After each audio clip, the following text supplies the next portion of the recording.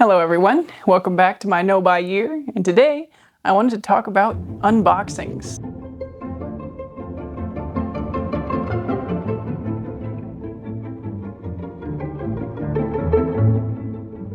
So the unboxing is a very popular piece of content for people to make, especially reviewers. I think they unbox the product and do a first impressions and initial review. I would like to argue that this is not a good review. This is not a valuable review, and it also creates this obsession with newness in our consumer culture, which is a problem. This is kind of the whole thesis of the video. You could probably leave at this point if you already feel like 100% resonance with these ideas, but I'm gonna go ahead and share my take on them anyway, which I guess is kind of what happens in all the videos on my channel. But you know what? Here we are. Transparency. So obviously, one of the biggest focuses of an unboxing video is the excitement and the newness of the product, right? You take a cardboard box that you get in the mail, you open it up, you take the new thing out of it, you ooh and ah over the excitement of getting this gift to yourself or from PR brands sometimes to you for free. Everybody gets to share in that and partake in that with you, which on the surface seems like a good and fairly harmless way to live vicariously perhaps, and maybe a way to get a surface level review on a product. But obviously, the use value of the actual product is not going to present itself in the first 5, 10, 15 minutes of an unboxing experience. You're not going to learn anything valuable about that product in that time. You only get the cream of the crop of the experience, the cream of the experience, in that short initial window, in the love affair moments of it, right? Like you first start dating the product and all is good. You look past all the flaws because you just have the hard eyes, the rose-colored glasses on. So I guess I would argue that it presents only the highlights of the product, and that is actually damaging to having the knowledge that you need in order to know if you should actually buy a product for practical reasons. So you don't see the practical use value, you don't see wear and tear either. The other thing is that a lot of channels that do unboxings have a constant inflow of new things to unbox. It's more rare, at least in my opinion, an experience of consumer-focused channels, that there's just going to be one unboxing and that's it, in that person's entire creative oeuvre or whatever. Let me just stop with the expressions with foreign words, because I'm probably just looking like a fool. It's more rare, I think, for somebody to do one unboxing, and that's all that they do. I think the bigger popular channels, they specialize in luxury unboxings, tech unboxings, categories of products that are popular that people want to see that they might not have the resources to buy much of for themselves, I think is where unboxings are particularly popular. I guess you could also argue that a haul, a fashion haul, is a form of unboxing because you're just buying the clothes for the first time, taking them out of the bags, showing people what you got. It's not a wear test, it's not a practicality test, it's not a you don't know how long it's going to last kind of test, you don't know how it's going to be washed either. So a haul is another form of unboxing, so I'll categorize it as the same. But again, the excessive is more popular, the more expensive is more popular. Or if it's, the cheap Shein hauls, you'll see hundreds of items, dozens of items, whatever, on one single haul. So there's always some aspect of vicarious living, at least in my opinion, in an unboxing video. Even if it's just the fact that somebody is unboxing something new, and that is usually an experience reserved for gift-giving occasions for a normal person. Unboxing something that they don't need, that's new, I should clarify. We unbox things that we need all the time, or fairly regularly, right? You need a new toothpaste, you can unbox your new Crest tube of toothpaste, or Colgate, or whatever brand you like. I'm not trying to brand drop here. And you unbox your groceries every week. It's the aspirational product that you don't really need, that gives you that getting a gift on Christmas morning feeling that we then watch other people do. But anyway, that unboxing is only that one part of the experience, that one special part of the experience. It's also not covering the shopping aspect before the unboxing, in addition to not covering the using aspect after the unboxing. So it really is just that one moment in time. And again, the problems abound when it's a free PR unboxing and they didn't even do the shopping process and they don't even really care about the use process because they didn't spend any of their own time or money in acquiring the item.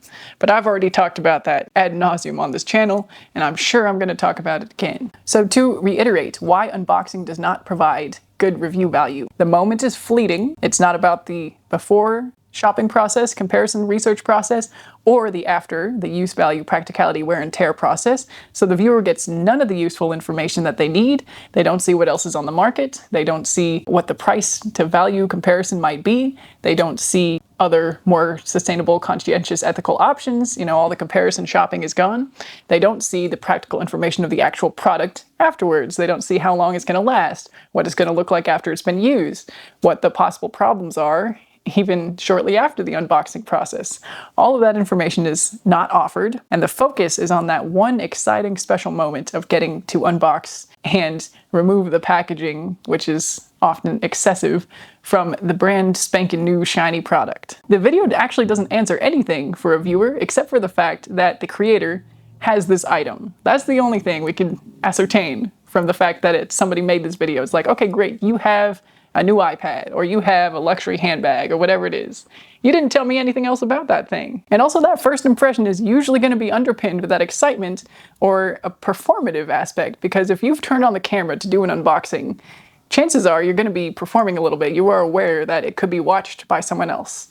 So it's going to be a little bit different than you sitting privately or even on Christmas morning with your family unboxing something and expressing genuine feelings. Because the camera is there, and that you might be earning money off of this content as well. You might be acting in a certain way to try to get the algorithm to pick up your content. Or in some cases, I know people do false unboxings where they've already opened something and then they'll re-unbox it for the camera. In fact, I've done this on short form content with this particular handbag right here.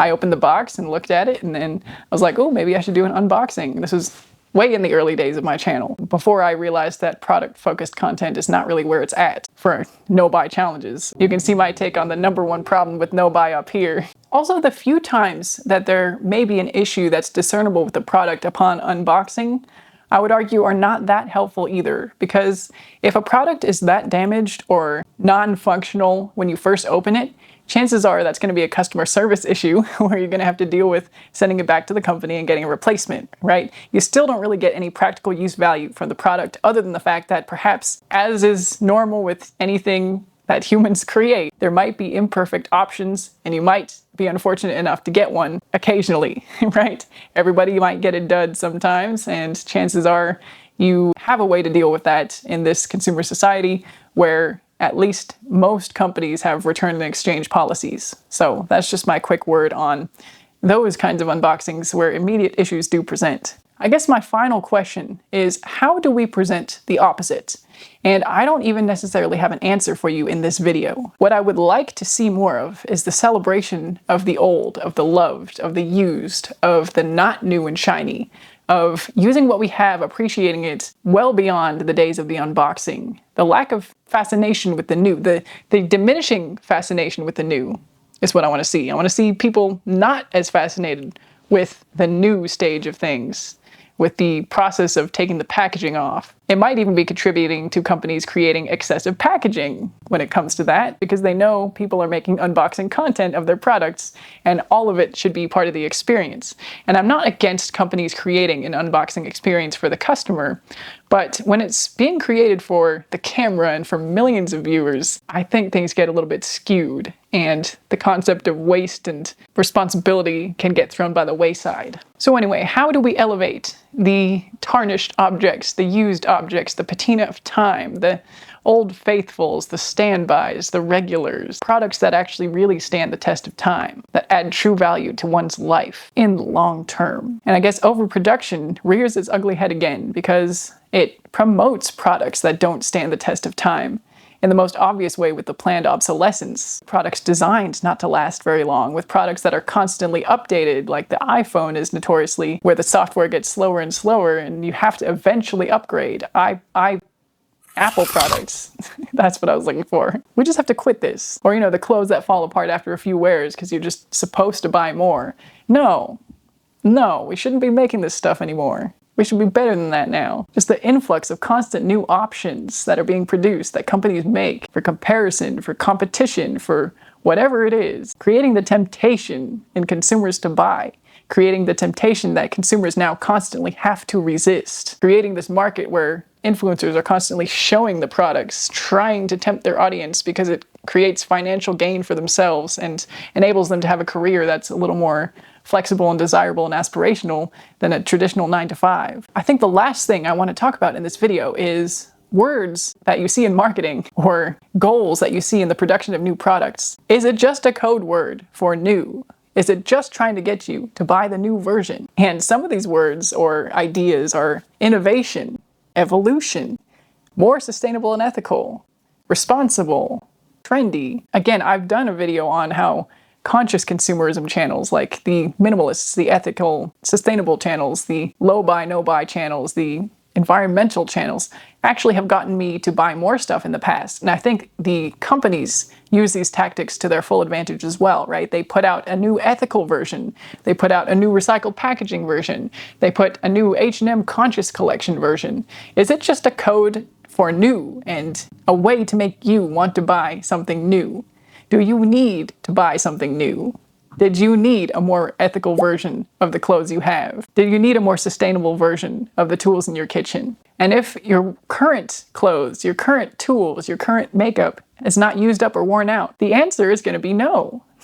Sorry to answer for you, but the answer will be no. And ain't no buts about it. You don't need the new one. When you use that thing up like a responsible person, you can then go look for all the innovative, evolutionary new things that you want to replace that one thing that you legitimately used up. Go forth and explore the market. Use all the time you want. Do the research, do the comparison shopping. Just wait until you actually need it. For goodness sake, message is for me as much as it is for anyone out there watching. So please take it with all of my empathy and trying to be as judgment-free as possible. So anyway, back to the thesis of this kind of rambling conversation. The unboxing culture, the obsession with newness, I think needs to stop.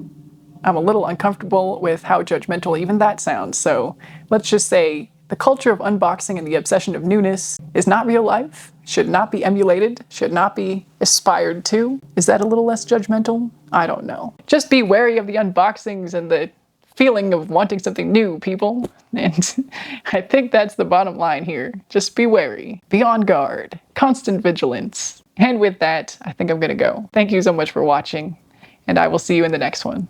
Bye for now.